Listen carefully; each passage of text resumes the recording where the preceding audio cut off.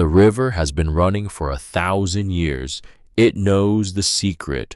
Above it, cut from the same black granite as the cliff itself, an 8-story building rises like a cathedral the world forgot to record.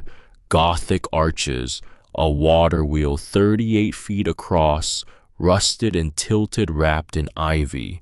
No satellite image, no county record, no trace in any database that anyone has ever tried to search.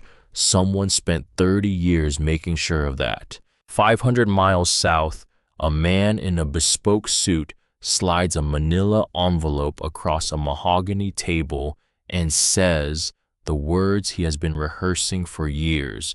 He does not look up. He does not need to. He has no idea what he just handed her. On the 22nd day in the dark beneath 3 tons of grinding machinery, her crowbar strikes iron, deep, resonant, impossible, and the river keeps running. Somewhere in upstate New York, above a river that has not stopped running in 1,000 years, there is an 8-story building made of black granite that should not exist.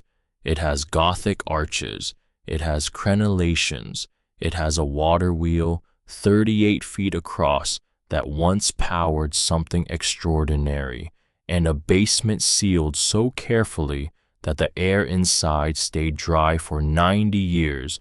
What was hidden in that basement destroyed one man's empire and gave a 21-year-old woman back everything her family had lost. This is that story. The call came at 4:47 in the morning. Sylvie Rain was standing on a ladder in a condemned tenement in Edinburgh's Old Town, flashlight between her teeth, camera in both hands, carefully photographing a section of 19th century plasterwork that nobody else in the world cared about. Her phone buzzed in her jacket pocket.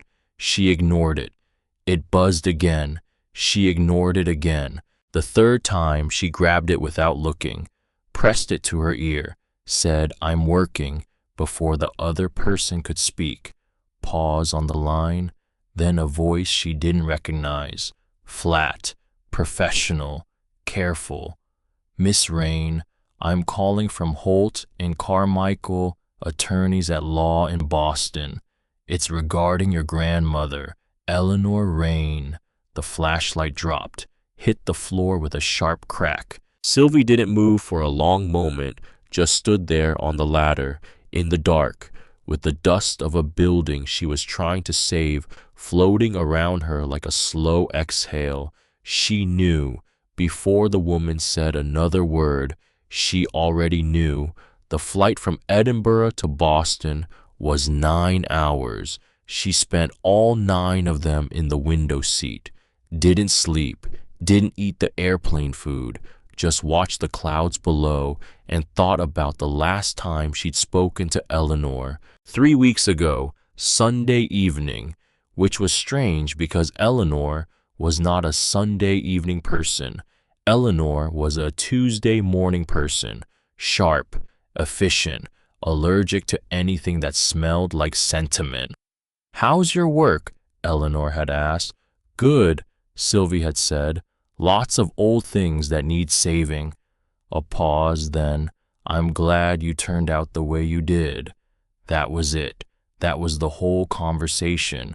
She thought it was odd at the time. Now it felt like a door closing, quietly, without drama, without warning, the way some doors do when they have already made a decision you don't get a vote on.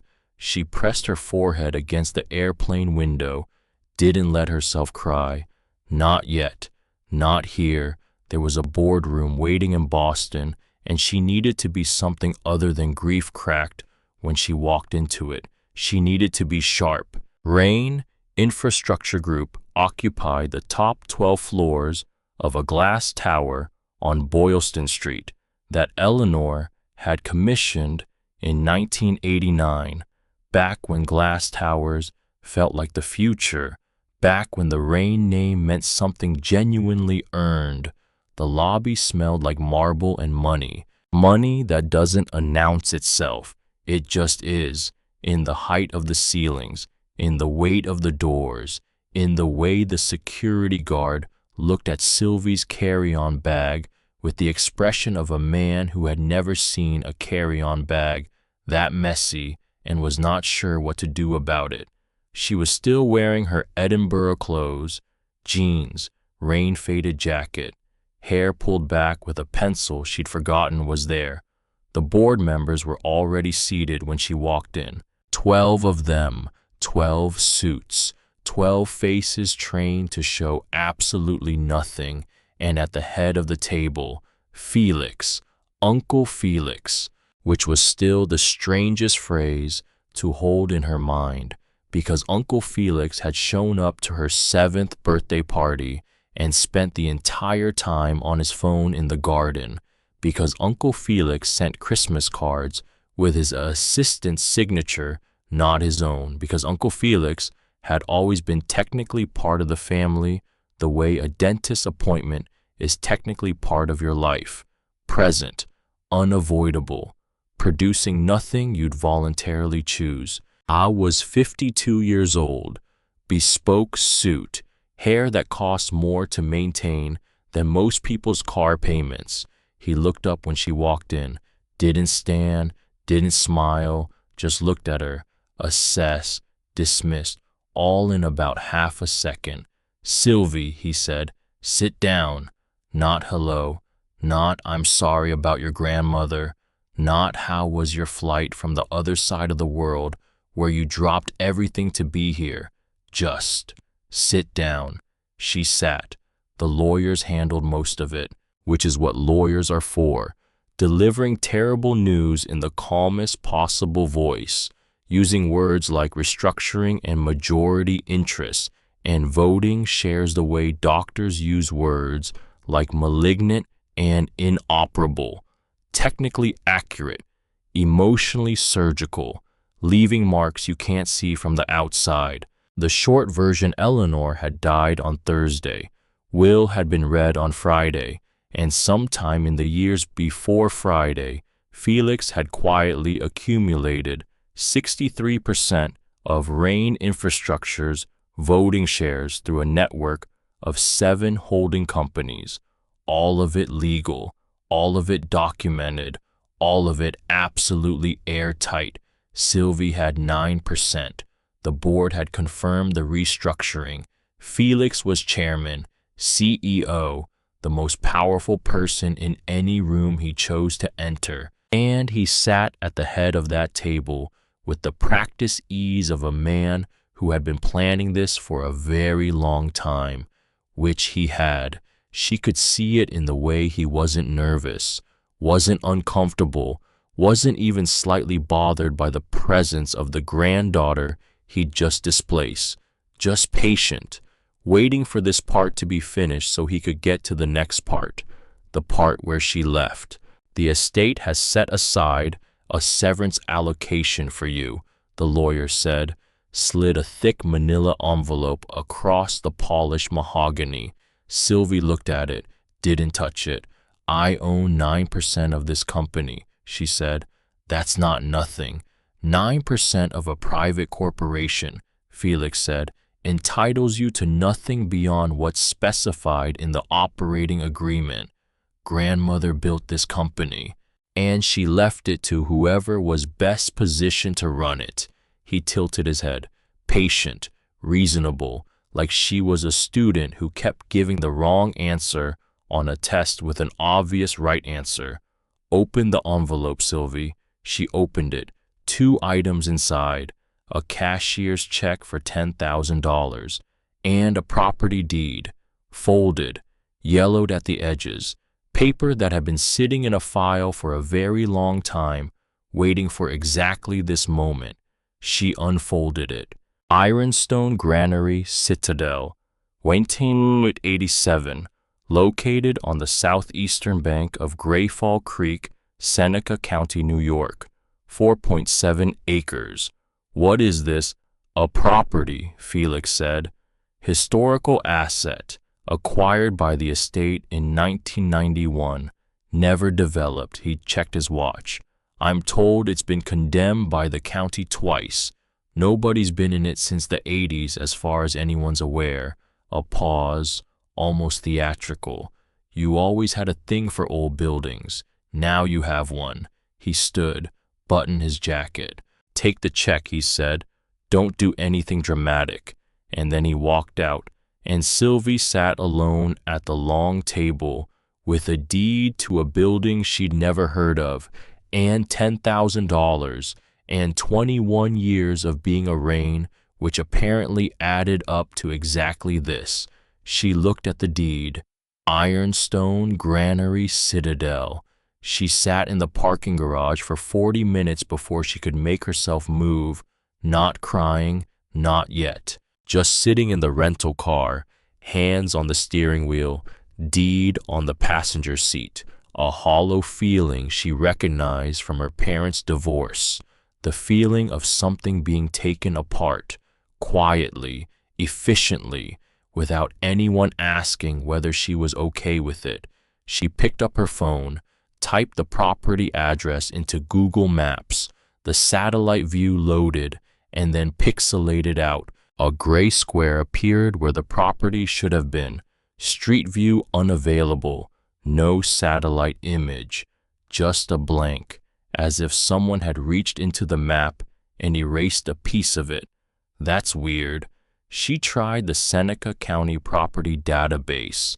No results. She tried the New York State Historic Preservation Office Registry. Nothing. She searched for Ironstone Granary Citadel directly. 2 results, both dead links, both over 15 years old, one from a local paper called the Grayfall Courier that no longer existed.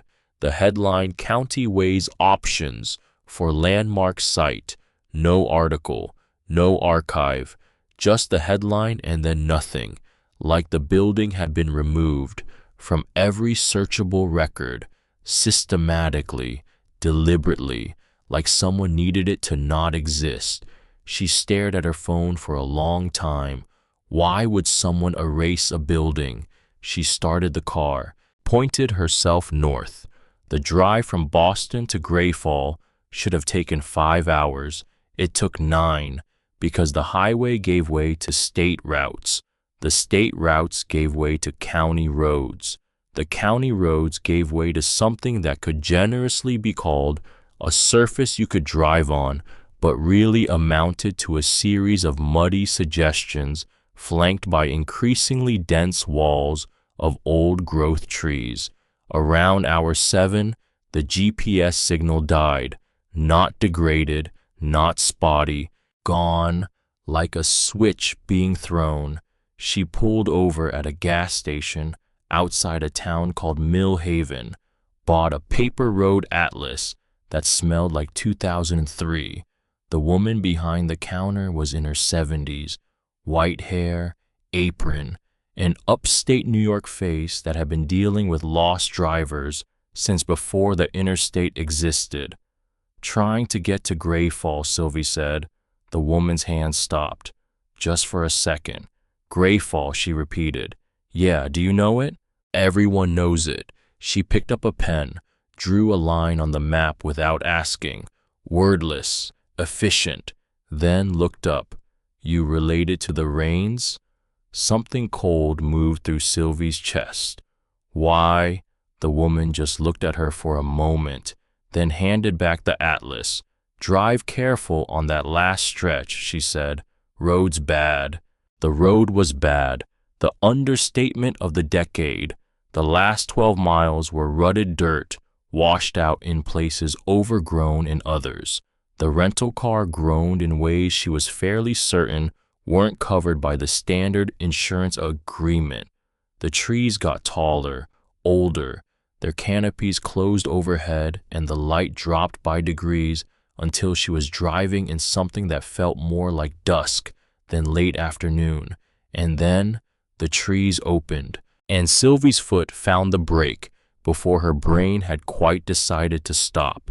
She sat there with the engine running and looked 8 stories of black granite rising from the edge of a cliff above a rushing river, not just tall, towering, staggering in the way that things are when they absolutely should not exist, but very much do when your mind needs a full second to accept what your eyes are already seeing. The walls were 3 feet thick at the base.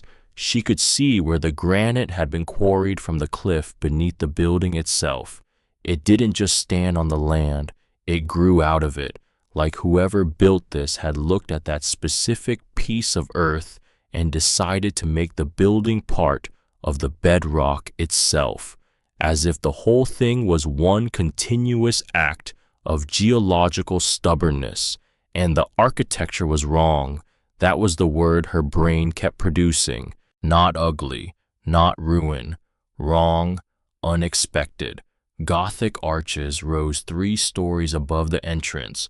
Long, narrow windows, the kind you see on medieval chapels, ran the full height of the upper floors. The parapet at the roofline had actual crenellations, built to withstand a siege, saying to anyone standing at the end of a rutted road, looking up, I was made to last forever, and I intend to. And attached to the eastern wall, a water wheel, 38 feet in diameter. She knew the measurement immediately because she could see it was roughly level with the 4th floor window ledge, and she was an architect, and architects can't stop measuring things the way other people can't stop picking at a loose thread. The wheel was tilted 20 degrees against the cliff face, several wooden paddles gone, the iron frame oxidized to deep rust red. Ivy colonized the lower half in thick, overlapping waves, but the wheel was there, still structurally present, which for a 38-foot iron wheel above a rushing river, after a century of abandonment, was something close to a miracle. This is not a granary, her first coherent thought. A granary stores grain. A granary is functional, agricultural. It doesn't need Gothic arches. It doesn't need crenellations. It doesn't need 8 stories and 3-foot walls.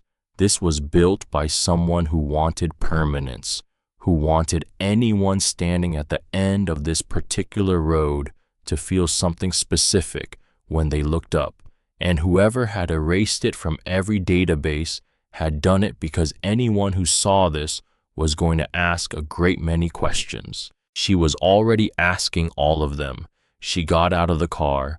The air tasted different here, cold stone and deep water and something older, underneath both something she didn't have a word for in any language she knew. The river was loud from up on the cliff. It threw white foam against the base with a regularity that sounded almost intentional. She took 3 steps toward the entrance and realized she was not alone.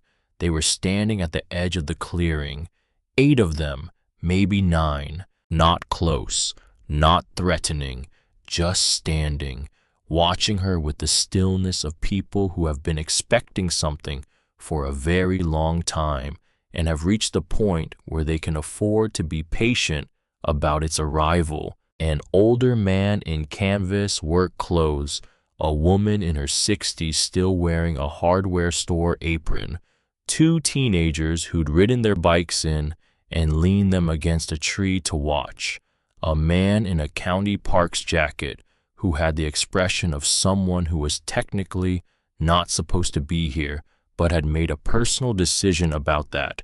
Nobody moved. Nobody spoke. Sylvie stood there between the car and the building and felt the full weight of all their attention at once. Then the man in work clothes stepped forward, 65, wide shoulders, white stubble, hands that had spent decades doing physical work and looked every year of it. He looked at her face with the careful attention of someone searching for something familiar, and apparently found it. "You're Eleanor's granddaughter," he said, not a question. "I am. Dean Ashby." He didn't extend his hand, just nodded, like the introduction was a formality Both of them could skip. Structural engineer. I've been filing paperwork on this building for 22 years. Filing for what? Historical designation, preservation orders, state registry. Every single application rejected within 10 days. No formal review, no stated reason. A pause. Your uncle owns the infrastructure company that provides the county with their permit processing software. Has done since 2008. The wind off the river was cold. She hadn't noticed until now. Then a woman stepped out from the group. 58 years old, silver-streaked hair, a practical expression that comes from decades of deciding whether to lend people money. Lorna Moss, the woman said. First Heritage Bank in Gray Fall. I've been waiting for a rain to come back for a very long time. A pause, not in a threatening way. How long, Sylvie said. Since 1991, since Felix's company bought this property and then very specifically did nothing with it. Felix was 19 in 1991. He was 19, Lorna said evenly, and someone was making decisions for him. A pause. Come inside. You need to see it. Then you need to decide if you're staying or leaving, because one of those options means this place gets bulldozed in the next county review cycle. Sylvie looked at the entrance. Heavy oak doors reinforced with iron bands, the Gothic arch above them, the bricked-up windows' outlines still visible like closed eyes, the ivy moving slowly up both sides as if the earth itself was trying to hold the building close. I'm staying, she said. She hadn't decided that until the words were out. But once they were, she meant them completely. The interior was overwhelming. Every other word she tried, vast dramatic ruin, felt like a postcard description of the place, not the actual experience of standing inside it. The main floor was a single cavernous space, 30 feet high, stone walls, a floor of massive granite slabs, cracked and moss-colonized in the gaps but structurally present in a way that nothing here had any business being after 137 years. In the center, the original grinding mechanism, not just a stone, a whole system, 3 massive granite wheels on an iron framework the size of a small house driven by the water wheel outside through a gear train that came through the eastern wall at shoulder height, some gear teeth broken, some drive shafts sheared at the coupling, but the basic structure intact. She stood inside the exposed clockwork of something enormous and felt with the irrational clarity of her training that this could run again. She walked the main floor slowly. Her footsteps echoed with a particular resonance, stone and iron and enclosed air, a room that has been waiting. The upper floors were accessible by a spiral staircase set into the north wall. She went up. Second floor rotted wooden crates, stacked 10 feet high, their contents long since devoured by moisture and time. But the ceiling above her was vaulted stone, each arch still perfectly geometric, each keystone still seated, not shifted by a millimeter. Third floor, more storage, but the windows here were intact, small, Gothic, deeply set into the granite. She looked through one and caught her breath. The view was the river from above, the cliff face dropping away below her, the valley curving north and south in the long afternoon light, old-growth trees, hills going up in layers of autumn color, orange and red, and the last gold of the season, all of it reflected in the water far below. He thought this was an insult. She stood there at a 137-year-old window with the valley spread out below her. He has absolutely no idea what he gave her. She slept in the car that first night. Temperature dropped below freezing around midnight. She wore her Edinburgh rain jacket over her only sweater and wrapped herself in the emergency blanket from the rental car's breakdown kit, and ate crackers and cold canned soup because she'd forgotten to pack anything you could actually heat up. The river was loud all night. It came through the closed windows, persistent, like the building itself, reminding her it was there, reminding her she'd said she was staying. In the morning, she drove into Greyfall, 40 minutes down the valley. Population somewhere around 2,000. A main street with a hardware store, a diner, a small bank, a post office, and a county assessor's office, open 3 days a week. Mountains curving around 3 sides. A town where the buildings are 100 years old, and everyone knows whose car is parked where. She had breakfast at the diner. The woman who served her didn't ask who she was, just brought coffee and said, "Dean Ashby said you'd probably be in this morning," and left it there. Lorna found her before she'd finished the cup. She slid into the booth with the efficiency of a woman who had been managing other people's urgencies for 30 years and had stopped wasting time on preamble. "How much money do you have?" 10,000. Personal savings. 8, maybe 9. I was a graduate student. So about 18, 19,000 total. For what? For whatever you're planning to do. A pause. What are you planning to do? Sylvie looked at her, at this woman she'd known for less than a day, who had apparently been preparing for this conversation for decades. "I don't know yet," she said honestly. "Then here's what you need to know." Lorna folded her hands on the table. Direct, practical, the way people are when they've been sitting on information for a long time and have finally been given permission to release it. The building has been condemned twice. Current order expires in 8 months.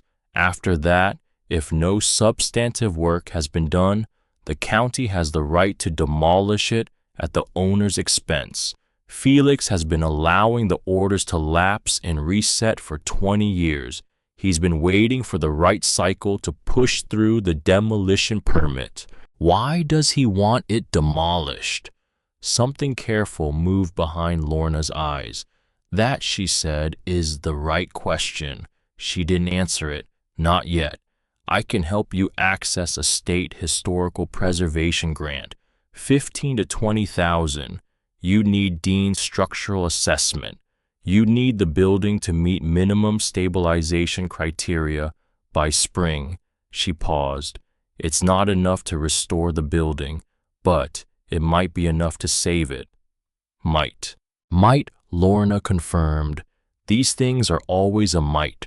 Outside the diner window, Greyfall went about a Tuesday morning, a dog sleeping on the sidewalk, a woman loading lumber into a truck, ordinary and completely disconnected from the particular chaos of Sylvie's week. The building has been erased from every public database, Sylvie said. I know. Who did that? Someone who didn't want it found. Lorna was quiet for a moment. Someone who knew there was something worth hiding. What's worth hiding? I don't know for certain. A long pause. But I've been thinking about it for 22 years, and my best guess is that whatever it is, it's been waiting inside that building, waiting for someone with the right name to come and look. She started clearing the main floor that afternoon. Dean arrived at 8 on Wednesday, walked the foundation for 3 hours with a steel probe and a flashlight, stabbed at mortar, tested load points, climbed things that probably shouldn't have been climbed, said almost nothing the entire time, then came back inside. Old Elias Rain knew what he was doing, he said, wiping stone dust from his hands. Foundation is granite on granite, bedrock. The whole building is essentially one piece of stone. The river hasn't touched the structural core in 137 years. What's the bad news? Upper floor joists, 3 of them are rotted through. He pointed up at the sagging section, visible from below.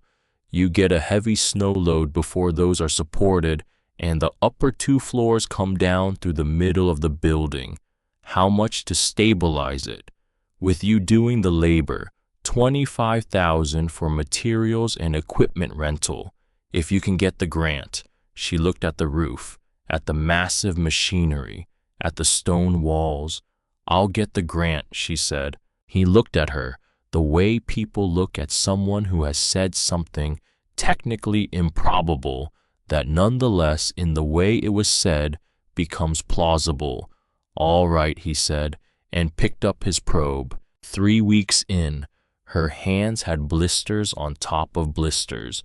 Her back hurt in a new specific way that she suspected was going to become a permanent feature of her life.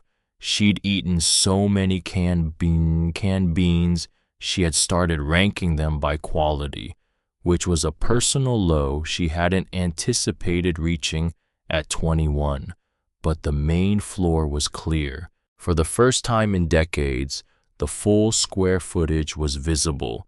The granite slabs beneath her feet, the gear train emerging from the eastern wall, the grinding wheels in their massive iron frame, the vaulted ceiling above. Every evening, when the light got low and she stopped working, she would stand in the center of the floor and look at all of it, and feel something she could only call impossible hope, that irrational conviction that a thing broken beyond obvious repair might nonetheless, with enough stubborn attention, be made whole. She didn't call Felix, but she thought about him, about the casual cruelty of that envelope, about the way he'd said you always liked old things, as if it were a character defect he was generously tolerating. She thought about the erased records, the rejected preservation applications, the systematic removal of this place from every database that might help someone find it.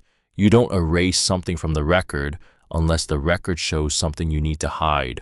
On the 17th day, she found the writing, clearing the west wall, working section by section, pulling rotted timber shelving away from the stone, cataloging everything. Standard preservation methodology. You can't fix what you haven't documented. You can't understand what you haven't seen. The shelving came away and left bare granite beneath. She brought her work lamp close to look for structural damage and saw the marks. Not graffiti, not teenage initials, not anything random or casual. Mathematical notation, rendered in careful, precise lines carved directly into the granite with what must have been a chisel and extraordinary patience. Equations she recognized from her engineering coursework, fluid dynamics, hydraulic pressure calculations, head loss formulas, the precise mathematics of water control systems at serious industrial scale. She moved the lamp slowly along the wall. More sections emerged from shadow, a full system design rendered on stone as if the wall itself were a drafting table, pipes and valves and pressure chambers, each component labeled with precise dimension measurements. Each calculation checked and rechecked a second set of figures in a slightly different hand, running parallel to the first, like someone verifying their own work and trusting no one else to do it. At the far left edge of the section, in a different style, smaller, more personal, 2 initials and a date, Dr. November 1931. She stepped back. Dr. November 1931. She looked at the equations, at the precision, at the sheer amount of care it would take to render hydraulic system diagrams on a stone wall in a condemned building in upstate New York. Who does this? Who comes to a granite building above a river and carves their life's work into the walls? Someone who doesn't trust paper, someone who has watched things taken from them and decided to put the important things somewhere they cannot be removed, someone who is either planning to come back or planning to make absolutely certain that someone else will find this. She photographed every inch of the wall, all 4 panels, 32 feet of equations running from floor to shoulder height, never rushed, never imprecise, the work of months, maybe years. She photographed the initials last, DR. She didn't know who DR was yet, but the equations were here, the precision was here, and the building, the impossible 8-story black granite cathedral that Felix had handed her like a piece of garbage was still standing after 137 years, because whoever built it knew what permanence required. Whatever they'd hidden here, they'd hidden well. And now, for the first time in a very long time, someone with the right name was looking. On the 22nd day, working by flashlight in the section directly beneath the central grinding mechanism, Sylvie's crowbar struck something it shouldn't have. She'd been replacing the rotted floorboards nearest the iron framework. The boards here were soaked through with a century of machinery oil, black, slick, coming away in sections with a sound like tearing fabric. She was in a rhythm. Strike, wedge, pull, discard. Strike, wedge, pull, discard. And then the crowbar hit something and produced a sound she had never heard before. Sharp, clear, resonant, metallic in a way that was completely different from the iron framework above her head. A sound that means mass, density, something designed to be there. She stopped, got the flashlight down into the gap between the floor joists, and saw it, set directly into the bedrock, below the foundation, below any level that the county blueprints or the historical records or Dean Ashby's 22 years of paperwork had ever acknowledged existed. An iron hatch, heavy, riveted, sealed at the edges with lead and pitch, a wheel mechanism at the center seized with rust, the color of old blood, and across the wheel a lock, not a padlock, something larger, industrial, hardware that says, what is inside here matters, hardware that says, I made this decision deliberately, and I want you to know that getting past it will require effort. Hardware that says what I put here was worth protecting. Sylvie sat back on her heels, heart going fast, hands completely still. She'd been finding pieces of this building's secret for 22 days, in erased databases and equations on walls, and a banker who had been quietly waiting for decades for someone to come back and ask the right questions. And here it was, right under her feet, directly beneath 3 tons of grinding machinery, in a building successfully removed from every public record for 30 years, in a location where no casual inspection would ever look, where no county assessor's report would ever notice, where the weight of the machinery above had effectively buried the hatch in plain sight for nearly a century. She looked at the lock, looked at her angle grinder sitting 6 feet away on the cleared floor, looked at the lock again. Dorothea, she thought, what did you put down here? She plugged in the grinder. Sparks erupted in the dark space beneath the floorboards, gold and white, filling the shadows with sudden fractured light, and the sound of metal on metal filled the stone cathedral above her, and the river roared on outside, as if it had been waiting too, as if everything in this valley had been waiting for exactly this particular girl, in exactly this particular moment, with her Edinburgh clothes and her blistered hands and her 9% of a company that meant nothing, and everything in the world that was about to mean everything. The lock fought her for 23 minutes, she counted, because the counting gave her something to do with the part of her brain that wanted to spiral into the enormous implications of what she was doing, crouching beneath the central machinery of a condemned building she'd owned for less than a month, in the dark, cutting through hardware she had no legal right to destroy, on property that a very powerful and well-lawyered man was planning to demolish. This is either the best decision you've ever made, she thought, or it is very, very much not that. The lock snapped on the 23rd minute, a clean break, high pitch, final.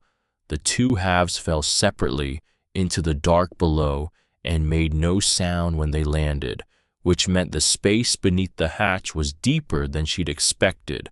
She grabbed the wheel mechanism, pulled. It didn't move. She repositioned, put her boots against the floor, joists on either side of the hatch, gripped the wheel with both hands and used every muscle in her lower back that she was going to regret tomorrow. The wheel turned 1 inch, screaming, reluctant, as if it had been sealed so long it had forgotten it was ever meant to move. Then another inch, then it gave, spinning free, 3 full rotations before it stopped. She grabbed the iron handle and lifted, and the hatch came up on counterweighted hinges, exactly the way a bank vault door comes up, heavy, precise, inevitable. Cold air rose from the opening. She sat back, breathed it in, because it was wrong, not damp, not mildewed, not the dark ancient rot she'd been expecting. It was dry, peculiarly, impossibly dry, and it carried something under the dryness, something layered and quiet. Old paper, linseed oil, and something else she'd smelled before, but took a moment to place. Mahogany, the scent of fine furniture kept in a closed room for a very long time.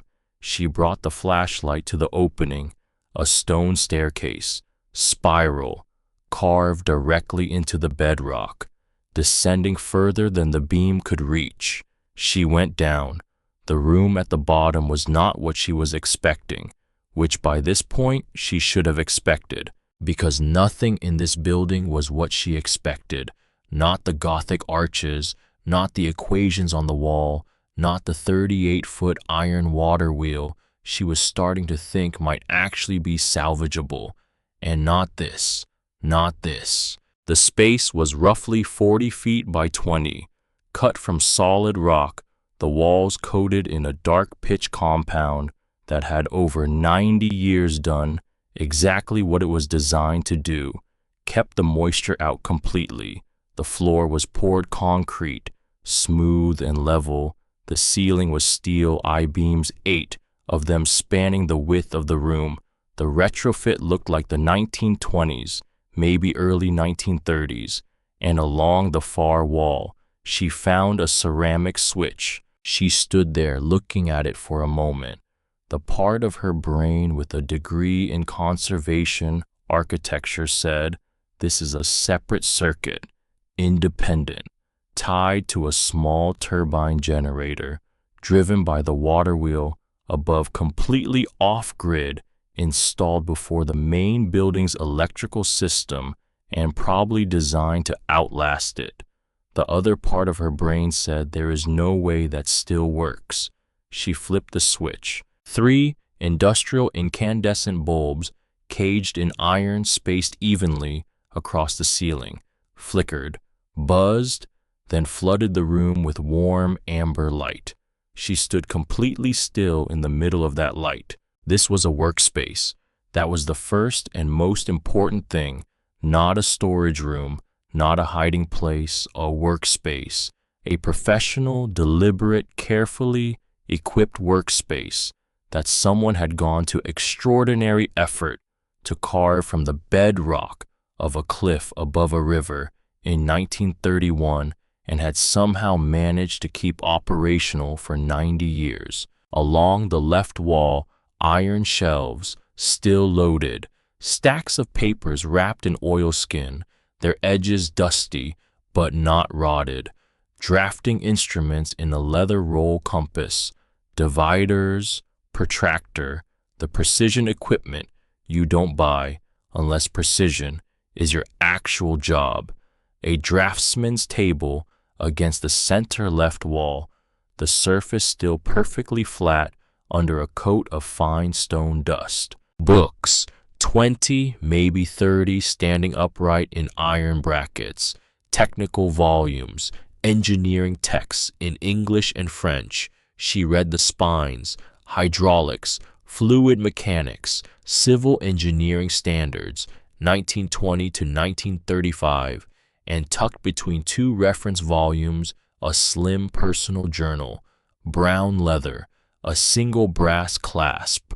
On the right wall, iron racks, floor to ceiling, deep and loaded with crates. She walked toward them slowly. The crates were branded in faded black stencil, Old Raven Distillery, bottled in bond, 1928, Hawthorne Reserve, single malt rye, 1925, Cumberland Creek, pre-prohibition blend, 1924, 40 crates, maybe more. She started counting and stopped herself at 37 because she needed to keep moving. The amber liquid visible through the crack of one partially open lid was perfectly clear, undisturbed, the wax seals on every bottle unbroken. Pre-prohibition whiskey, 100-year-old bottles, perfectly preserved in absolute darkness at a stable subterranean temperature. She understood what she was looking at. A single bottle of this pedigree at the right auction house would draw serious collectors, serious money, 40 crates of it. Okay, she thought. Okay, that's actually okay. But that wasn't the thing. That wasn't the core of it. She could feel that already. The whiskey was fuel. It was practical.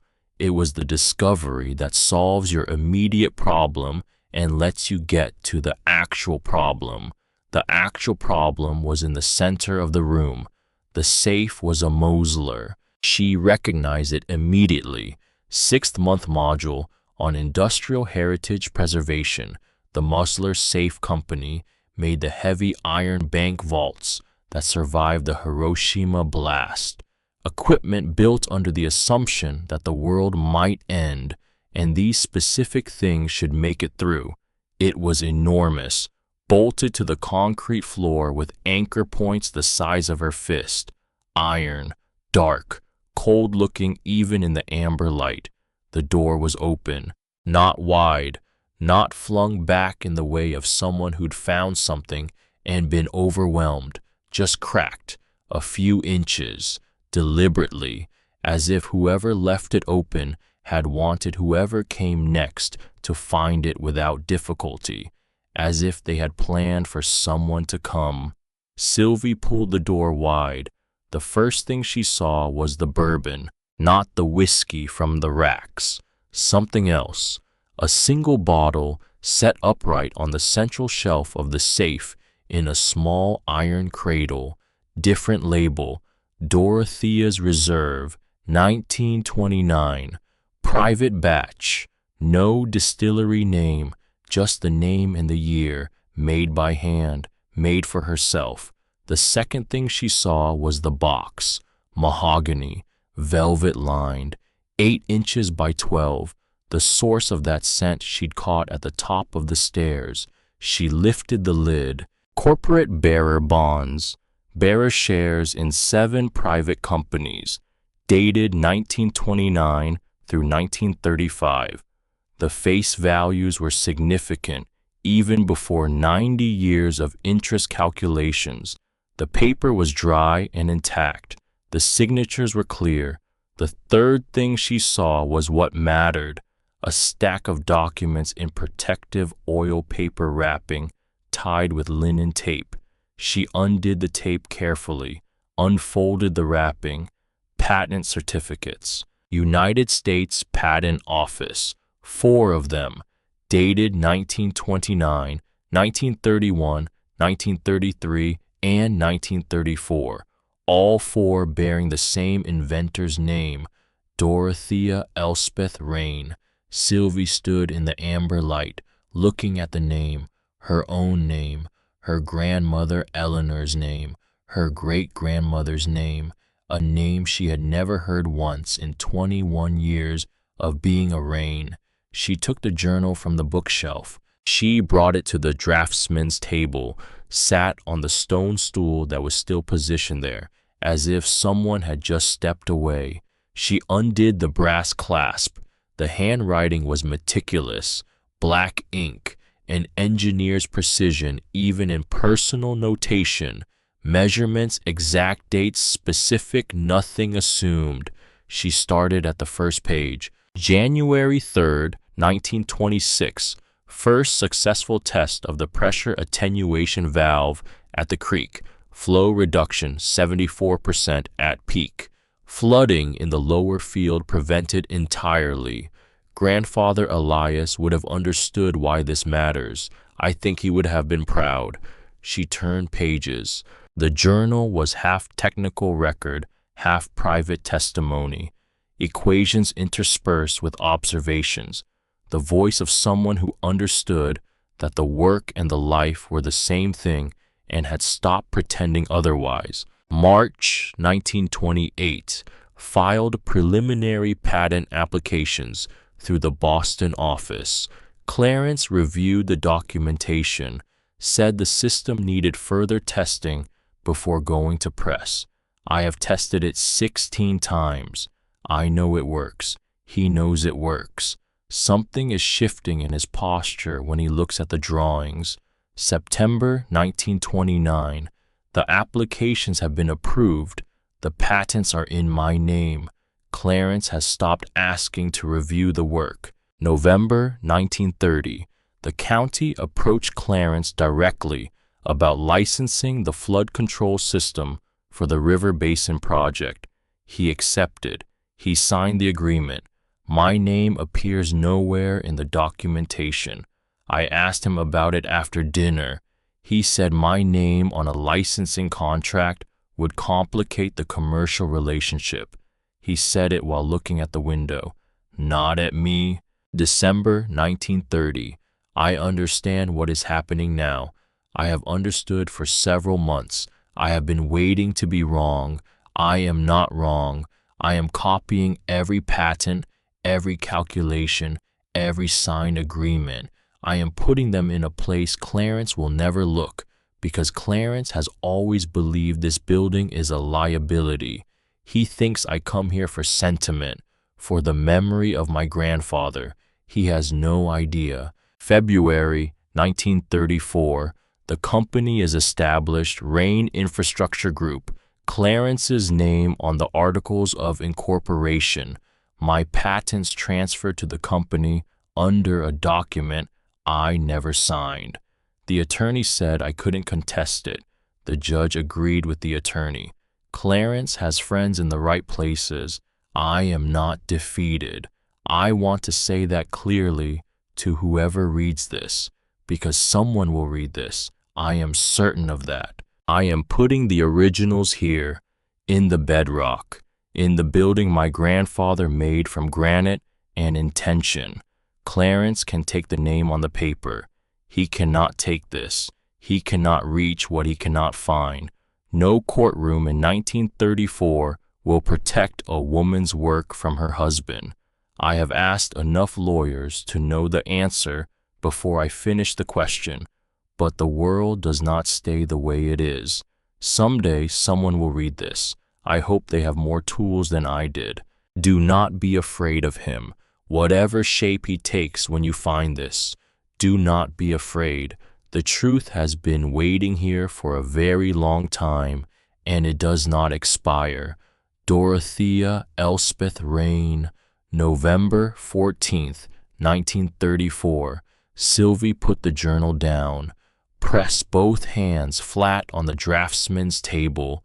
The amber light, the dry air, the sound of the river muffled by 30 feet of solid rock. She thought about Dorothea coming down here in 1934 by herself, putting the patents and the bonds and the bourbon, that single private batch, her own name on the label, into the Mosler safe, leaving the door open just enough because she trusted that someone would come 90 years later, and the person who came was 21 years old and covered in construction dust and had eaten beans out of a can for 3 weeks.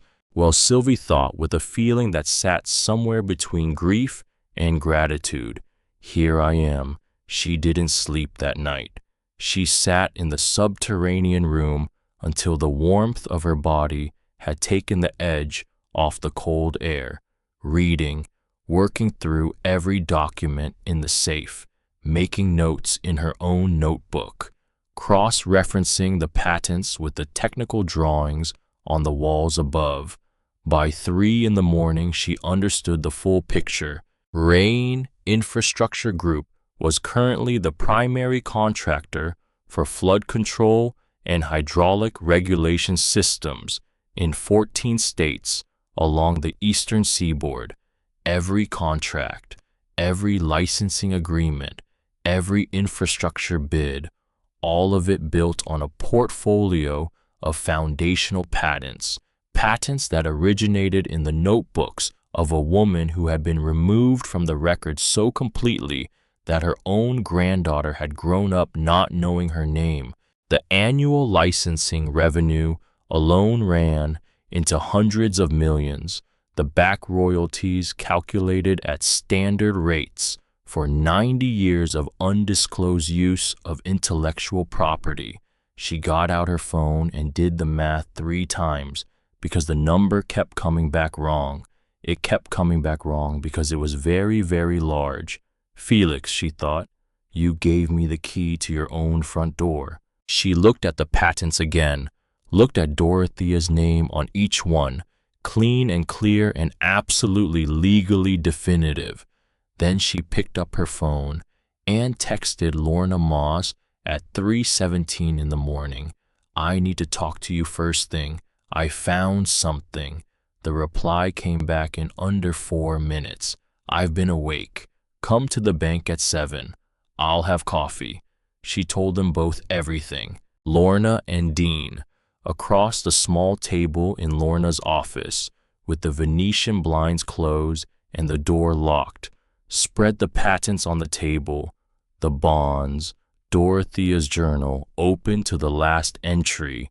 Dean read the final entry twice, didn't speak for a long time.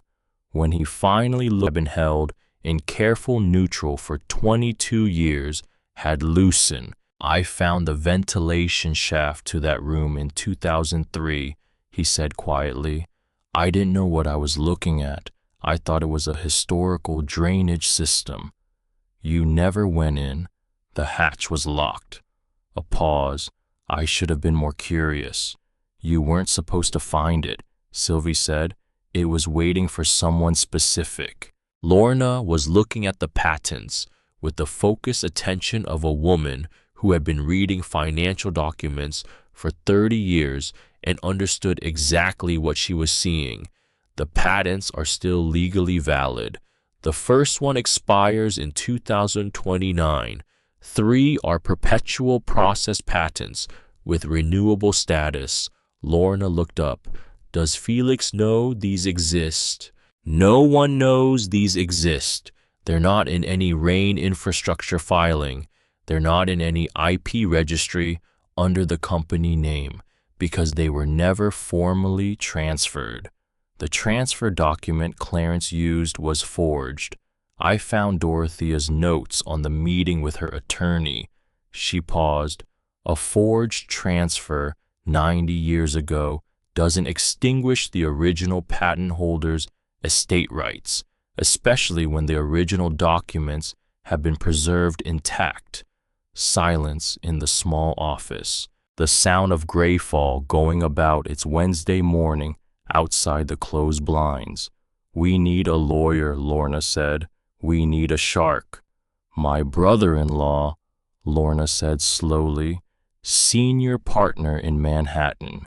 He handles corporate intellectual property litigation for companies that can actually afford him. A pause. He owes me a favor from 1997 that he has been hoping I would forget. I have not forgotten.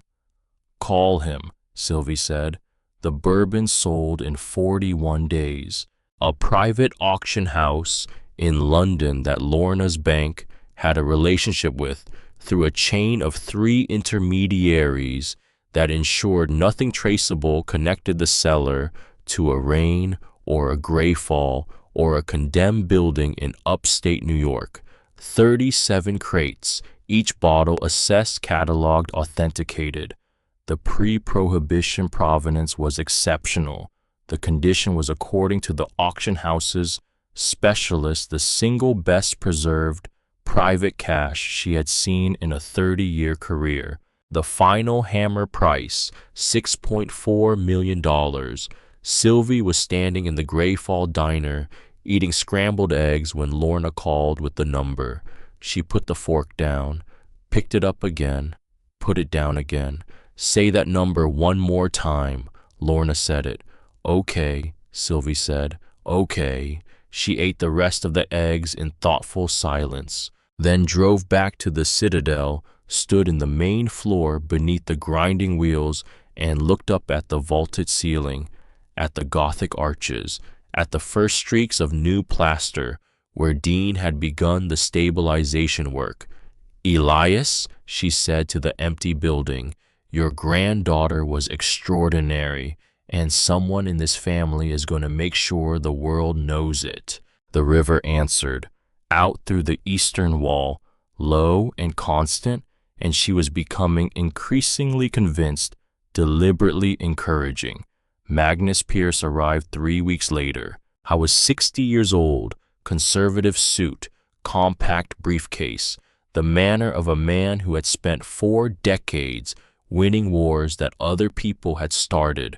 He read the patents, the journal Dorothea's documentation, and the Rain infrastructure filings with the same expression he probably used for everything: focus, neutral, professionally unimpressed. Then he looked up. The forged transfer document is almost certainly traceable, he said. Paper analysis will date it precisely.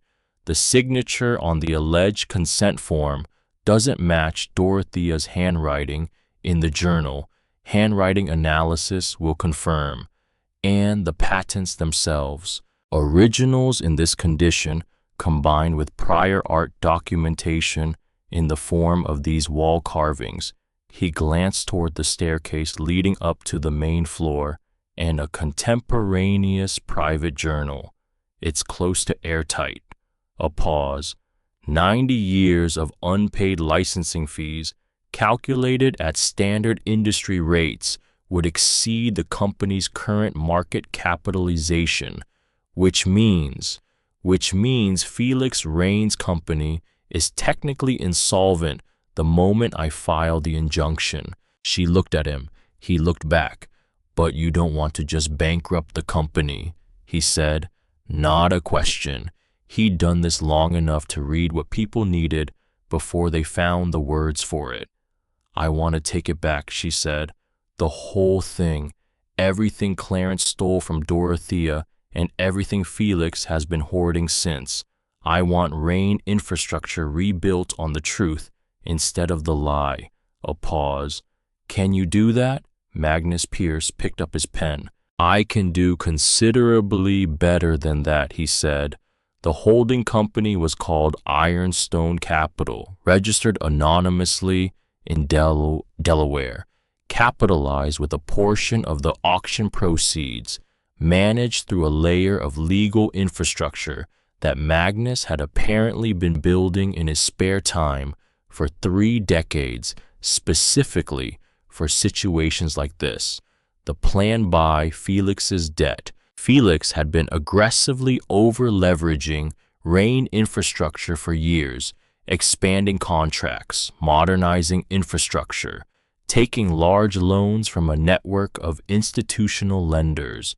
Smart moves technically, the kind of expansion that looks brilliant until the moment it doesn't. What Felix did not know, the lenders were selling his promissory notes on the secondary market. Standard practice, institutional debt moves, it's in the fine print. Everybody knows it happens. Almost nobody tracks it. Ironstone Capital began buying. Through proxies, through intermediaries, small purchases at first, under the radar, activity that looks like routine portfolio diversification to anyone not specifically watching. Felix was not watching. Felix was in Boston announcing a new contract with the state of North Carolina and getting his photograph taken outside a building with his name on it, and Sylvie was in the basement of a granite fortress above a river, reading Dorothea's technical notebooks, understanding page by page exactly how the hydraulic system she'd invented actually worked, because she was an architect, because she had a conservation degree and a mind wired for structural systems, because she wanted to know, not just legally own, what Dorothea had spent her life building. By early spring, Ironstone Capital held 38% of Rain Infrastructure's outstanding debt. Then it stopped. On a Tuesday morning in March, Sylvie woke up to a notification on her phone. Wire transfer failed. She picked up the phone, tried again, failed, called Magnus. "What's happening?" "Emergency injunction," he said, without preamble, the voice of someone who had already been up for 2 hours dealing with it. "Filed yesterday afternoon in Delaware. Your accounts have been frozen pending a hearing." Her stomach dropped. Felix. Not Felix directly. His attorneys. They flagged a pattern of suspicious debt acquisition targeting Rain Infrastructure assets. They don't know it's you. They don't have your name, but they found the pattern and they moved fast. How long? The hearing is in 11 days. Can you win? A pause, the silence of a man calculating the honest answer against the comforting one. "Yes," he said, "but I need 11 days. She put the phone down, sat on the edge of the cot she'd installed in the building's one habitable room. Early March, cold light through the restored third-floor window, the sound of the river below. 11 days of being completely unable to move. 11 days of Felix's lawyers working while hers worked back. 11 days of not knowing. She cleaned. What else was there to do? She cleaned and she restored and she worked 12-hour days with her hands while her brain went in circles. The debt purchases were frozen, but nothing had been reversed yet. The patents were untouched. The legal case was intact. Magnus was in a Delaware courtroom doing things she didn't fully understand with extraordinary focus, and she was in a basement reading. She went back to Dorothea's notebooks, not just the journal, the technical ones, all 6 of them, cover to cover, the equations and the system designs and the testing notes and the failure analyses, the record of a mind working through a complex engineering problem over 10 years with patience and rigor and an absolute refusal to cut corners. The hydraulic attenuation system, the way it managed peak flow without hard blocking, the pressure relief design that prevented the structural damage that traditional flood control caused, the elegance of it, because it was elegant. That was the word, not just functional, elegant. The solution that uses the minimum number of moving parts to accomplish the maximum result. The design that once you understand it, makes you incapable of going back to thinking it couldn't have been done. I keep coming back to the pressure chamber configuration Dorothea had written in the third notebook. Everyone else in this field is trying to block the water. I keep thinking, what if you talk to it instead? What if you design the system to accommodate the force rather than resist it? You can't beat a river in an argument, but you can redirect the conversation. Sylvie read that paragraph 4 times, then sat for a while, thinking about women who had been told no so many times they'd found ways to accomplish things without needing anyone's yes. Thinking about Eleanor, who had grown up as Dorothea's daughter and never known who her mother really was. What it must have felt like to read the final journal entry for the first time, to understand in her 80s that the woman she'd barely known had been extraordinary in a way the world had worked very hard to erase. She thought about the letter. In the safe, under the patents. Eleanor's handwriting, not Dorothea's. She hadn't opened it yet. She didn't know why. Every time she reached for it, something stopped her. The sense that it was the last sealed thing, that once she opened it, the full shape of what had happened across 4 generations would be complete, and she would have to act accordingly. On day 8 of the 11 days, she made herself open it. The letter was 4 pages. Eleanor's handwriting, strong even at 85, penmanship drilled in school and maintained by long habit. My darling girl, I am writing this in the summer of 2022. I have been coming to Greyfall for 3 years now, quietly, without telling anyone. I found the hatch by accident, the same way I imagine you did, following something that didn't quite make sense, a sound, an inconsistency in the floor plan, the particular instinct for structural wrongness that it seems our family carries. I found my mother's room. I read everything she left here. I sat at her draftsman's table and understood for the first time in my 87 years who she actually was. And I thought about all the Sunday dinners and the photographs on mantles and the company anniversary programs and my mother's name absent from every single one of them, and I understood what had been done to her, and I sat in this room alone and cried for a long time because it was too late for me to have known her differently, too late to have asked her to her face. I thought about fighting it myself. I had lawyers who would have tried, but I am old and I am tired and the courts move slowly and Felix has his people in places that slow them further. I would die in litigation before seeing the end of it. I know this. I am not being pessimistic. I am being precise. But you are 19 years old. You have a degree in how to preserve what was worth keeping. You have your mother's stubbornness and your grandfather's patience and something entirely your own that I recognized the first time you were put in my arms.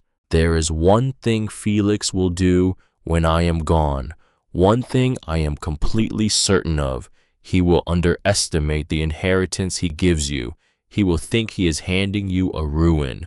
He doesn't know about the room. He doesn't know about the patents. He doesn't know about any of it. I made absolutely certain of that. Go to Greyfall. Go to the building. Do what the women in this family were always told they couldn't do. Take it back. All my love, always.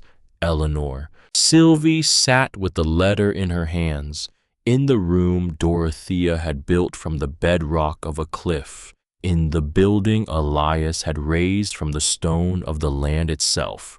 4 generations. 3 women and an old man with extraordinary ideas about permanence. Same stubbornness. Same refusal to let the important things disappear. She planned this, Sylvie thought. Eleanor planned the whole thing. She made sure Felix would give me this building. She made sure I would find it. She pressed the letter to her chest, breathed, didn't let herself fall apart, because there would be time for falling apart later, and right now the clock said day 8, and Magnus needed 3 more days, and she still had work to do. Day 11, 6:42 in the morning. Her phone rang. "We won," Magnus said. No preamble, just those 2 words. She was standing in the main floor with a cup of coffee, early light coming through the third-floor windows at an angle that caught the new plaster and the restored ironwork and made the whole central space look exactly as extraordinary as it actually was. She exhaled, long, slow, all the air she'd been holding for 11 days. "The injunction is dissolved," Magnus continued, "accounts unfrozen as of 30 minutes ago, and the pattern of purchases has been officially reviewed and classified as legitimate secondary market activity, which means we can resume immediately." "How long to complete the position?" 3 weeks, maybe 4. We're at 38%. We need 65 to have controlling debt position.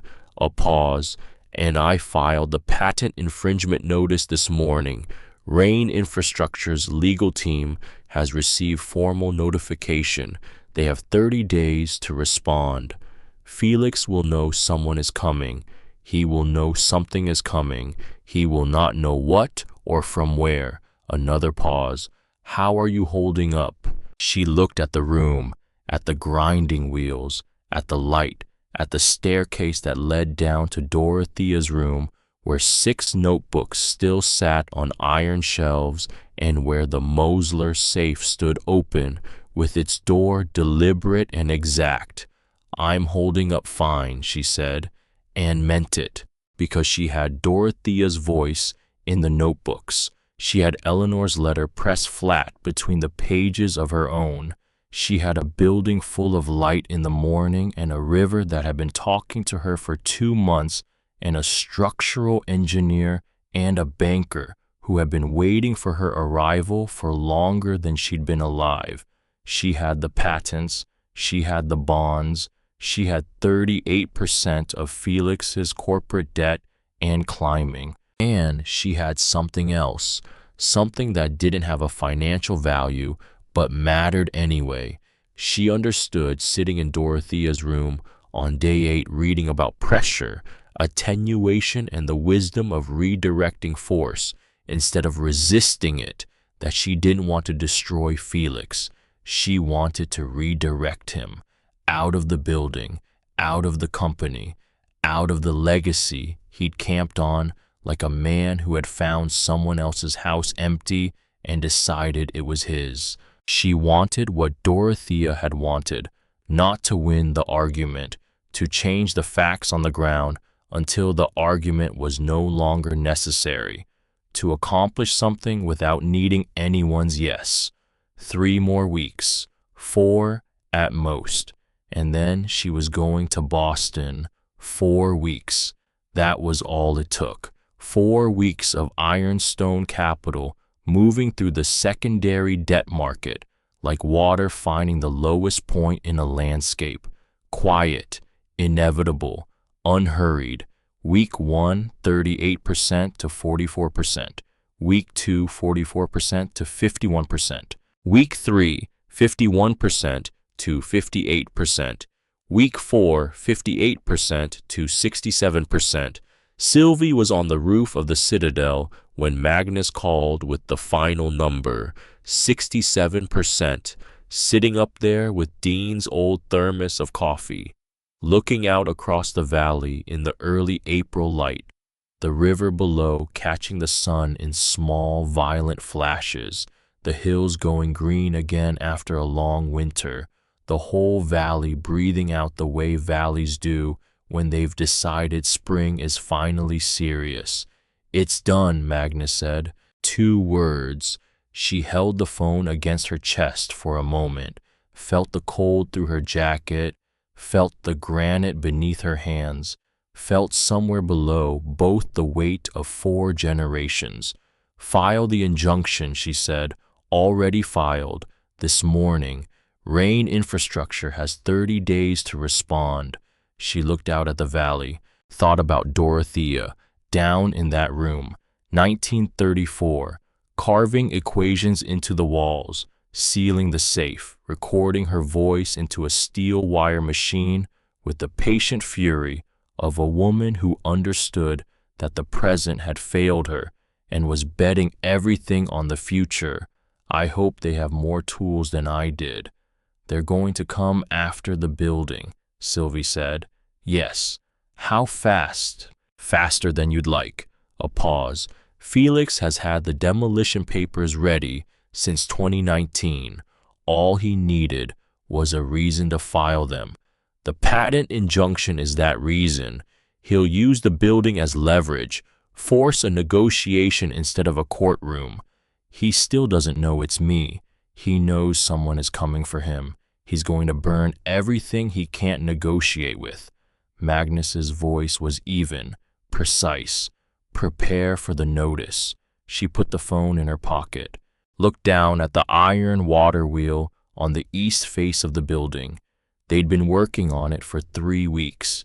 Dean had sourced replacement timber for 7 of the missing paddles from an old-growth mill in Vermont.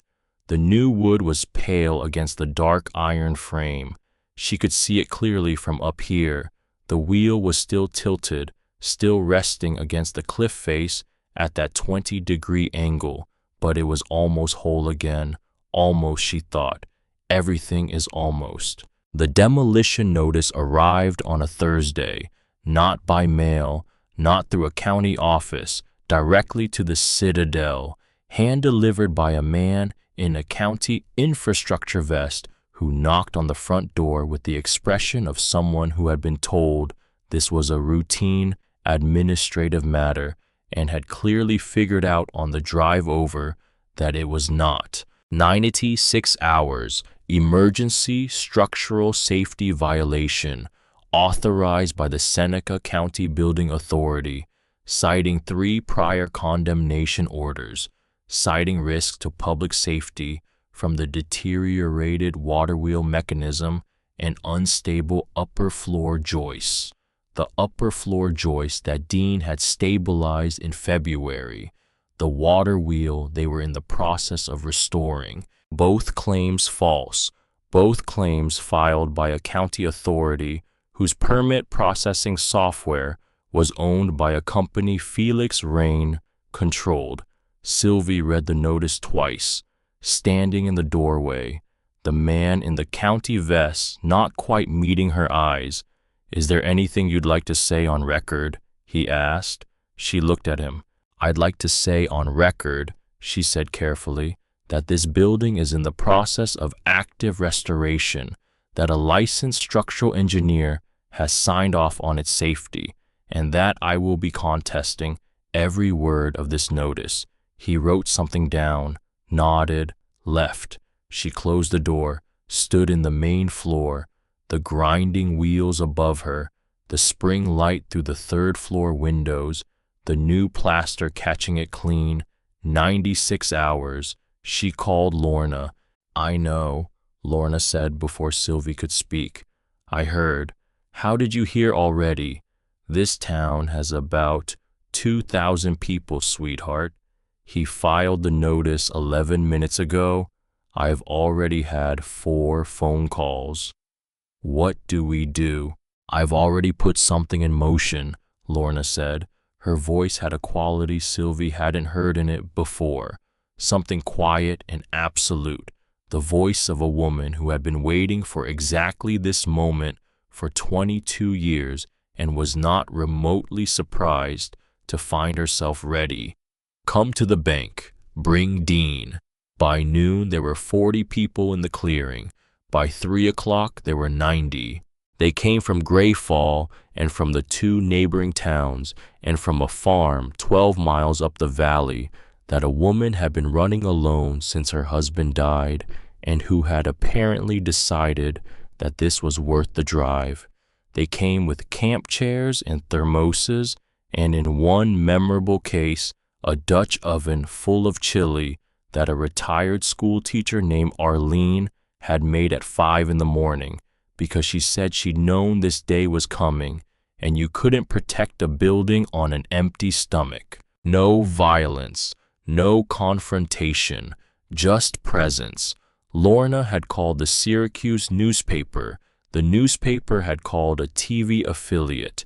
A news van was parked at the end of the rutted road by 2 o'clock with a reporter who had taken one look at the 8-story Gothic granite fortress rising from the cliff above the river and immediately called her editor to say this was a much better story than she'd been told it was. Dean walked the building's perimeter with his structural assessment in a binder, offering it to anyone who asked. The documentation was complete, clean, unambiguous. The building met every safety standard. The joists were stabilized. The water wheel posed no structural risk. The county notice was fiction, and Dean had 80 pages of evidence confirming exactly that. Magnus was on the phone with 3 different legal offices simultaneously. The emergency injunction against the demolition notice was filed by 4 o'clock, something close to a record, even for him. Sylvie stood in the main floor and looked at all of it through the open front doors. 40 people, then 90. By late afternoon, she had stopped counting because the number kept going up. People she didn't know, people who owed her nothing, people who had watched this building for years from a careful distance and had apparently just been waiting to be given a reason. Eleanor, she thought, did you know this would happen too? Lorna appeared at her shoulder. He miscalculated, Lorna said quietly. He didn't think about the town. He never thinks about the town. A pause. People like Felix never do. They think about assets and liabilities and leverage points. They forget that some things have value that doesn't appear on a balance sheet. Outside, Arlene was serving chili in paper cups to the TV reporter. Something, Sylvie thought. On the second night of the vigil, she went back down. She'd been meaning to go back for a week, since finishing Dorothea's 6th notebook, since reading every piece of documentation in the safe, since satisfying herself as thoroughly as an architectural conservator and an IP attorney combined could satisfy themselves that she had found everything, except she hadn't, because she'd missed the crate. It was in the far right corner of the room, half hidden behind the last iron rack, a wooden crate smaller than the whiskey ones. No distillery mark, just a single initial burned into the lid with a soldering iron. She'd noticed it before, registered it as probably another whiskey variant, hadn't opened it because she'd been focused on the safe and the journals and the patents. She opened it now. The packing inside was dry straw, the same as the whiskey crates, but what the straw cradled was not a bottle. It was a machine, roughly the size of a large hat box, iron and steel construction, a drive mechanism with 2 spools, one empty and one loaded with a fine coil of dark wire, a set of electromagnetic heads positioned between the spools with the precision of something custom-built, a hand-cranked power input on the side, and below it in a separate padded compartment, a copper-wound transducer, essentially a small speaker connected to the main unit by a short cable. She sat very still in the amber light. She knew what this was. Marconi steel wire recorder, early 1930s, used primarily in professional broadcasts and radio archiving. The steel wire was brittle with age, but steel wire, unlike wax or magnetic tape, is essentially chemically inert. In a room this dry, this cold, this perfectly sealed. 90 years, she thought. Is that possible? She brought Dean down. He looked at it for a long time without speaking, turned it carefully in the light, examined the wire on the supply spool, tested the drive mechanism, located the coupling that connected the hand crank to the motor assembly. "I need to rig a separate power source," he said. "The internal motor capacitors are probably gone, but the electromagnetic heads look intact. If I bypass the motor and drive it externally at the correct speed, how long? All night." He looked at her. "Maybe." "All night," she said.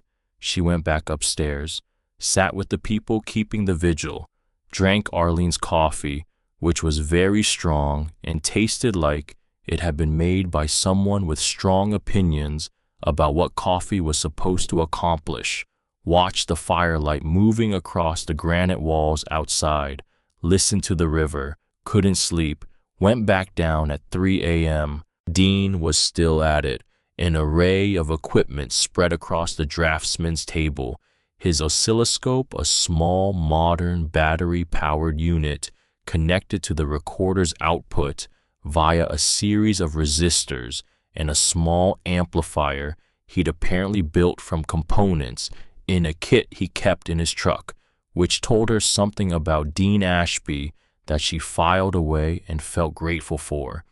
Almost, he said, he wasn't looking at her. He was looking at the oscilloscope display. "Wire speed is the problem. Still machines ran at roughly 15 inches per second. I need to match that precisely or the pitch distorts." A pause. "I think I have it." He made one final adjustment, looked at the display, nodded once. "Ready?" he asked. "Yes," she said, and then not yes, not quite. "Wait, wait, because once you hear it, you can't unhear it. And what if no?" "Yes," she said again. Dean engaged the external drive motor. The steel wire began to move. A low, rushing sound, the artifact of old wire crossing electromagnetic heads. Static, silence, more static. Then a tone, a single steady tone, the kind of calibration signal used by broadcast engineers to mark the beginning of a recording. And then a voice, female, clear, precise, the particular diction of a well-educated woman in 1934, when educated women spoke in paragraphs and did not waste syllables, 90 years old and impossibly present. "This is Dorothea Elspeth Rain. It is the 14th of November, 1934. I am speaking into a Marconi steel recording machine in the basement workshop of Ironstone Granary, Citadel, Seneca County, New York." Pause. "I want the record to be precise. I have always believed in precision." Sylvie sat on the stone floor. She did not do this consciously. Her legs simply went, and she sat down, and the cold of the concrete came up through her jeans, and she did not feel it. Dean sat down too. They listened. Dorothea's voice filled the room she had built, her room, her bedrock, her lights still amber overhead, her equations still on the walls, her draftsman's table still at the center of the space, and her voice, not telling the whole story again, not reciting dates and names and legal proceedings, just present, just human, just a woman who had spent her life thinking about how water moves through the world and had now decided to leave one final message in the most permanent medium she could find. "I want to state clearly that I do not believe myself to be defeated. Clarence has taken what can be taken, paper, names, legal fictions. He has taken the infrastructure of the thing I built. But infrastructure is not the same as the thing itself." Pause. "The thing itself is in this room. It will remain in this room because I have sealed this room and I have put it in the care of the building that my grandfather made from granite and intention in 1887. And this building will outlast every lie that has been told in the last 3 years. I am certain of that. I am certain of almost nothing else right now, but I am certain of that. Her voice shifted just slightly. I am also speaking to whoever finds this, because someone will find this. I know that the way I know the pressure, attenuation calculations I've been running for a decade, not by feeling, by logic. The truth wants to be found. It is structurally inclined toward the surface, and someone with the right name will come to this building, because people with the right name always eventually come home. A longer pause now. I want to say something to that person. Sylvie pressed her hands flat on the cold floor. Don't be afraid. Whatever he looks like when you find this, whatever shape the obstruction takes, don't be afraid of it, because fear is the only thing that actually works in his favor. Fear and silence, he's counting on both. Pause. And also, thank you. Just that. Thank you for coming. Thank you for getting this far. Thank you for being stubborn enough. Whoever you are, whatever it cost you to get here. A final pause. The truth doesn't expire. It just waits. I've given it a very good place to wait. End. The wire continued running for a few seconds after the recording finished. The static faded. The drive motor hummed alone in the silence. Sylvie did not move for a very long time. Dean turned off the motor. The room held the silence of a space that has just been asked to carry something enormous and has decided quietly that it can. She thought about Dorothea sitting exactly here, with this machine, in this room, in 1934, recording herself with the precision of a woman who had decided that if the present wouldn't protect her, then she would speak directly to the future and ask it to do better. She thought about Eleanor, reading these journals in 2019, understanding at 84 what her mother had been, what had been done to her, what she had left behind, and why. She thought about herself, 21 years old, Edinburgh clothes, blistered hands, sitting on the floor of a room that had been waiting 90 years for someone to sit in it and feel the full weight of what happened here. Thank you for coming. She pressed the back of her hand against her mouth for a moment, held it there. Dean didn't say anything, because Dean was a man who understood that some things don't need a response. They just need to be witnessed. She breathed once, twice, 3 times, then looked up. I need you to make me a copy of that recording, she said. Her voice came out completely steady, because some things are so large that the only way to hold them is to be very, very still.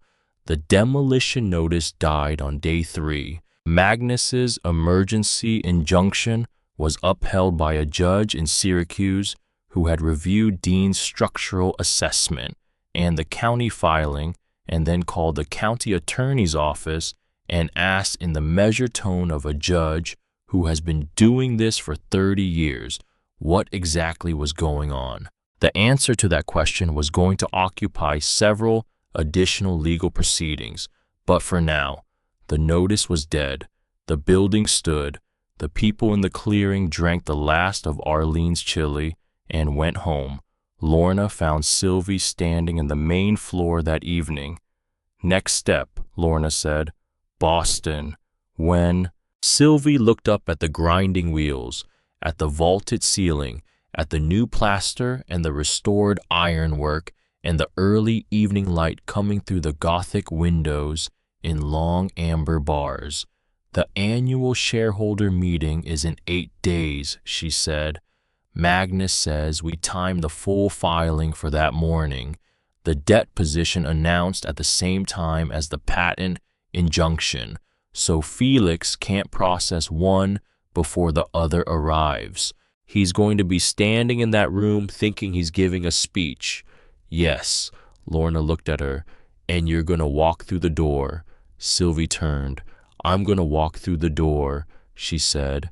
She bought a suit, not expensive, not performatively expensive anyway, but the right cut, charcoal gray, clean lines, the kind of thing that says, I have been working for 6 months and I am here on purpose. She drove to Boston alone. No Magnus in the car with her. He'd flown up the night before. She needed the drive. 6 hours of highway. The landscape going from rural to suburban to urban. The same route she'd driven in the other direction 8 months ago with a property deed and a cashier's check and no idea what she was walking toward. She thought about Dorothea the whole drive, about what it must have felt like to be 30 years old with a company built from your own brain and watch it signed away under a name that wasn't yours, to know that the world would not help you, to refuse to be destroyed by either of those facts, to go into the basement and get to work. She thought about Eleanor, coming to Greyfall in 2019, reading the journals in that amber light, understanding at last, I can't do what needs to be done, but she can. She arrived in Boston at 7 in the morning, had coffee at a place on Newbury Street where the tables were small and the light was good and nobody knew her name, watched the city start its day, people with briefcases, people with strollers, a dog pulling its owner toward a bakery with the absolute conviction of someone who has identified their priorities. Ordinary morning, ordinary city. For about 3 more hours. The shareholder meeting started at 10. Sylvie arrived at 9:45. She stood across the street from the Boylston Street Tower and looked up at it for a moment. 55 floors of glass and steel. Felix's name wasn't on the exterior, but it was on the conference rooms and the branded materials and the annual report cover and every press release that had gone out in the last 8 months. Rain Infrastructure, his story, his company, built on Dorothea's work. She walked in. The lobby security guard checked her ID, saw the name Rain, looked up at her, made a call to someone, made another call, then after a pause that lasted about 45 seconds, handed back her ID and said the 61st floor meeting room was expecting her. It was not expecting her, but the guard had made a decision, and that decision would probably be the best one he made all year. She took the elevator up. Magnus was in the hallway. Briefcase, conservative suit, the face of a man who had already spent the morning in the ring and was fully warmed up. Ready? He asked. Since November 1934, she said. He almost smiled. The 61st floor conference room was full. 18 board members, 6 external shareholders, 2 lawyers Sylvie didn't know, a presentation screen showing a revenue chart with an aggressively optimistic upward trajectory, and Felix. Felix at the head of the table, bespoke suit, hair immaculate, the presentation clicker in his right hand, mid-sentence when the door opened, mid-word actually, something about projected infrastructure contracts in the Carolinas and the Pacific Northwest. The room went silent, the way rooms go silent when something has entered that fundamentally changes the nature of what was happening before.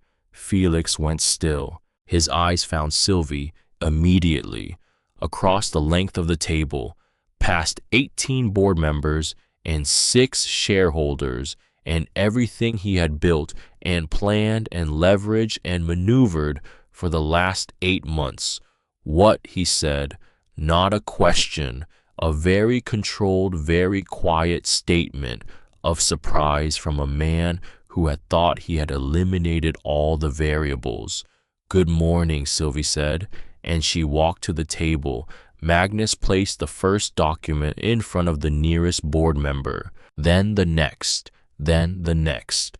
moving down the table with the systematic efficiency of a man serving papers he had been holding for a very long time and was enjoying in a professional and understated way, delivering debt acquisition notice, Ironstone Capital, 67% of outstanding Rain infrastructure corporate debt, confirmed and registered as of the previous Friday. Patent injunction notice, filed that morning. 4 original patent certificates in the name of Dorothea Elspeth Rain, authenticated, dated. The forged transfer documents identified with forensic paper dating, confirming they post-dated the originals by a minimum of 6 years, and the calculation, 90 years of unpaid licensing fees, calculated using standard IP law, applied to the revenue figures in Rain Infrastructure's own annual filings. Magnus had done the math 4 times. The 5th time he'd had a separate firm verify it. The number at the bottom of the calculation was very large, larger in fact than Rain Infrastructure's current market capitalization, which meant the company was as of this morning technically insolvent. The board members were reading, quietly, carefully, with the focused attention of people who have just realized they have been sitting at a table that was not what they thought it was. Felix hadn't moved. He was looking at Sylvie across the table, and she was looking back. "You can't," he started. "The patents are original," she said. "The documentation is complete. The forensic analysis of the transfer documents will be entered into the federal filing this afternoon." A pause. "There's one more thing." She reached into her jacket and placed a small wireless speaker on the table. "This is a recording," she said, "made by Dorothea Elspeth Rain on the 14th of November, 1934, in the basement workshop of Ironstone Granary Citadel, on a Marconi steel wire recorder. The wire has been authenticated by 2 independent archival laboratories in the last 72 hours. She pressed play. Dorothea's voice filled the conference room, clear, precise, 90 years old and completely present. "This is Dorothea Elspeth Rain. It is the 14th of November, 1934. The room went completely still. Nobody reached for their phone. Nobody leaned over to their lawyer. Nobody did anything except what humans do when they hear something that reaches past the professional and the procedural and the performative and lands somewhere more fundamental. They listened. Dorothea's voice moved through the room, through the glass walls and the expensive furniture and the revenue charts on the screen, through everything Felix had built, through the clean architecture of a company whose story had always been missing its first chapter. She spoke for 4 minutes. When she finished, the silence was different from before. It was the silence of something having been settled. Felix was gripping the clicker. His knuckles had gone white. His face was doing something complicated, something that involved the architecture of a man who had believed himself to be the only one with full information and had just discovered he was not. "She built this," Sylvie said quietly, "not for the room, not for the lawyers or the board members or the cameras that were technically not supposed to be in the room, but were because someone had made a decision. For Felix. Your grandfather stole it from her, and you've been running it ever since, not knowing, or knowing and not asking." A pause. "It doesn't matter which, because the building is still standing, and the patents are still here, and her voice is right there in this room." Felix opened his mouth, then closed it, because there was nothing. There was simply nothing to say that would address any part of what had just been placed on that table. Magnus stepped forward. "The board will need to vote on the immediate restructuring," he said. "To the room, professionally. the voice of someone closing an argument rather than opening one. The patent infringement settlement and the debt restructuring are both non-negotiable at this stage. What the board controls is the question of executive leadership going forward. The board voted in 11 minutes. Sylvie counted. 11 minutes, which was, given the circumstances, actually quite fast. But boards are efficient at removing people when the alternative is going down with them. That's not cynicism. That's just how rooms full of people protecting their own interests operate when the interests have suddenly become very clear. Felix was removed from his position as chairman and CEO. All shares reverted to the estate under the settlement terms. He sat at the head of the table for the vote. He sat there after the vote. I didn't stand up immediately, just sat there, looking at the table, looking at the patents, looking at the speaker that had carried his great-grandmother's voice into a room that bore her family's name, but not her own. Sylvie walked to the head of the table. She placed an envelope in front of him. He looked at it, then at her. "What is this?" "Open it."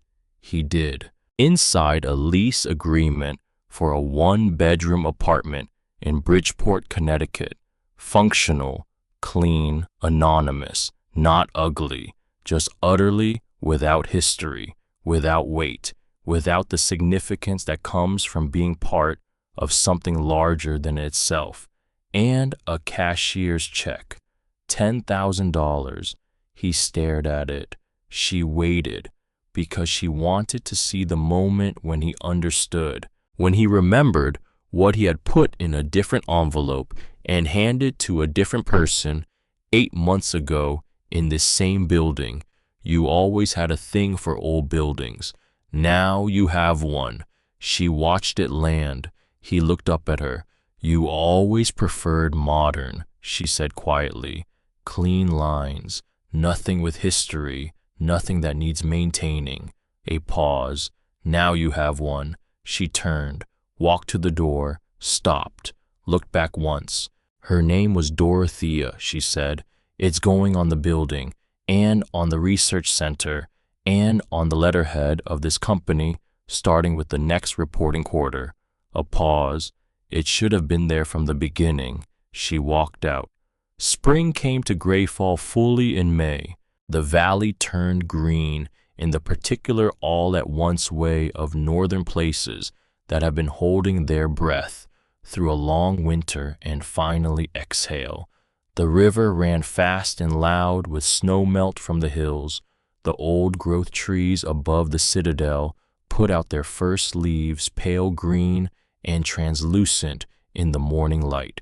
Dean brought in a crew from a historical restoration firm in Albany, professionals who had taken one look at the building and gone quiet in the way professionals go quiet when they encounter something operating above their standard expectations. The upper floors reinforced, the Gothic windows cleaned and re-leaded, the crenellated parapet repointed, the interior plasterwork redone in a lime mix matched to the original recipe Dorothea had specified in her technical notes, which turned out to be extraordinarily durable and slightly different from every standard formulation currently available, because of course it was.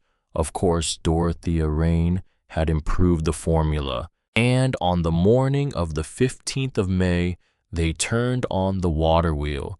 It had taken 6 weeks to complete, 7 new paddles in old-growth white oak, the iron frame descaled and treated, the drive shaft relined with bronze bushings, the gear coupling rebuilt from Dorothea's original specifications, which were still on the wall of the room beneath the main floor in perfect clarity. 6 in the morning, the river in full spring flow, Dean outside on the cliff ledge, his hand on the engagement lever they'd fabricated from the original linkage drawing.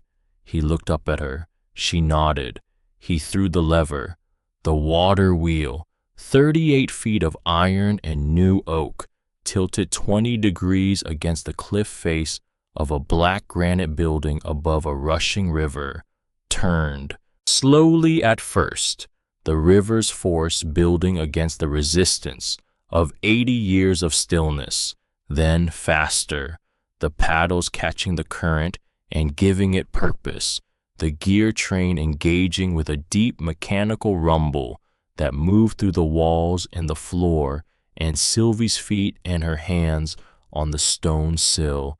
The lights in the basement came on. She knew they would, but she'd asked Dean not to tell her which moment the circuit would engage.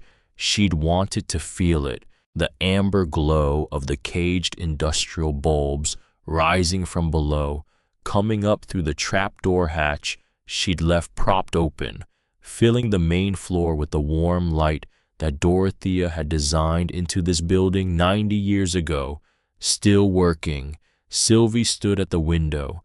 River sound, wheel sound, the deep mechanical voice of a building that had been sleeping and was waking, the light from below. She thought about Dorothea coming here every day, in 1926, in 1929, in 1931, when everything was being taken, in 1934, when she put the last pieces in place and sealed the door behind her and trusted not in any specific person, but in the persistence of truth itself. She thought about Elias building this in 1887, quarrying the granite from the same cliff it stood on, building something that said, "I intend to be here long after the reason for building me has been forgotten." She thought about Eleanor, coming quietly in 2019, sitting at Dorothea's table, reading, understanding, making the plan. She thought about herself, 21 years old, in October, sleeping in a rental car with an emergency blanket, eating canned beans and ranking them by quality, crying in the bathroom of a gas station in Millhaven and not telling anyone about it, getting up the next morning and going back, getting up the next morning and going back. That was the whole thing, actually. That was the lesson Dorothea had carved into the walls and pressed into steel wire and sealed into a Mosler safe and entrusted to a building above a river. Not that truth was easy, not that justice was fast, not that the people who take things always face consequences. Just that. Get up the next morning, go back. The plaque was Dean's idea. Dark granite, matching the building, set into the wall beside the main entrance at eye level in a clean serif font that Sylvie had specified and he had agreed with immediately. 2 lines, commissioned by Elias Rain, 1887, reclaimed by Sylvie Rain, 2024.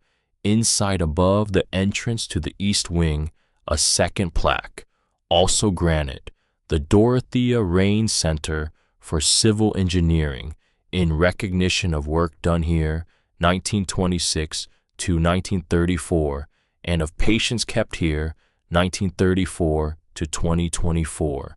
Lorna was already there when Sylvie came inside that June morning, standing in the center of the main floor with 2 cups of coffee and the expression of a woman who has watched something she spent 22 years protecting finally become what it was always supposed to be. She handed Sylvie the second cup without a word. They stood together in the light, the grinding wheels above them, the Gothic windows, the vaulted ceiling with its precise stone arches, the water wheel turning outside, the river running below. "What are you going to do with it?" Lorna asked. "The company." Sylvie thought about Dorothea's hydraulic system, the pressure attenuation design, the way it accommodated force instead of resisting it, the elegance of redirecting instead of blocking. "Run it properly," she said. "Start the engineering center. There are about 15 states that need updated flood control infrastructure and have been putting it off for a decade. Dorothea's original system was decades ahead of what's currently standard. She paused. I want to take her designs and build them, actually build them, not the original version, the updated version, what they would have become if she'd kept working. She would have approved. I hope so. She looked up at the ceiling. I keep thinking about her down in that room, running the calculations over and over. She wasn't building a company. She wasn't thinking about market share. She was thinking about rivers, about the people downstream from rivers, about what it means when the water rises and there's nothing in place to manage it. She looked at the far wall, at the outline where the shelving had been removed to reveal the carved equations beneath, still there. Fluid dynamics, pressure calculations, the mathematics of water at serious industrial scale. DR November 1931. She was thinking about useful, Sylvie said quietly, about whether the thing she was making would actually help someone, whether it would work, whether it would last. She turned back toward the light. That seems like enough, she said. That seems like exactly enough to build on. The water wheel turned. The river ran. The building, which had been built to last, and had done exactly that through a century of abandonment and bureaucratic erasure and one uncle's studied indifference, held them both in its granite arms, and outside the narrow Gothic windows, high above the rushing water, the valley was green and the light was clean, and the hills went on in all directions, exactly as they had when Elias quarried the first stone, when Dorothea lit the first lamp in the room below, when Eleanor sat at the draftsman's table and understood at last. And now too,